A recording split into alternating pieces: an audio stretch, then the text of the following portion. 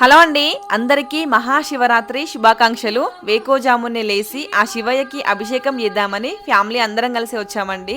మనం ఎక్కడికైనా గుడికి వెళ్ళాలన్నా లేదా ఏదైనా పని చేయాలన్నా కూడా మన సంకల్పంతో పాటు ఆ దేవుడి చల్లని చూపులు మన మీద ఉంటేనే ఆ పని జరుగుతుంది కదా.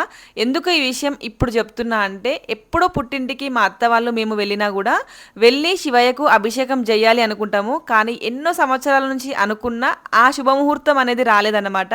కాకపోతే ఇద్దరం కూడా వచ్చింది వేరు వేరు పనుల మీద పుట్టింటికి.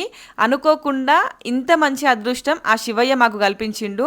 అంతే కదా, ఆ శివయ్య ఆజ్ఞ లేనిదే చిన్న చీమైనా గుట్టదు. మరి అలాంటిది మనం ఎన్నిసార్లు అనుకుంటే మాత్రం ఆ శివయ్య చల్లని చూపులు, శివయ్య పిలుపు ఉంటేనే మనకింత మంచి అదృష్టం దక్కుతుంది. ఆ శివయ్య చల్లని చూపులు మనందరికీ ఎప్పుడూ ఉండాలని మనస్ఫూర్తిగా కోరుకుంటున్నాను. ఇంతకీ మీకు ఈ టెంపుల్ ఎక్కడో తెలుసా? కామెంట్ చేయండి.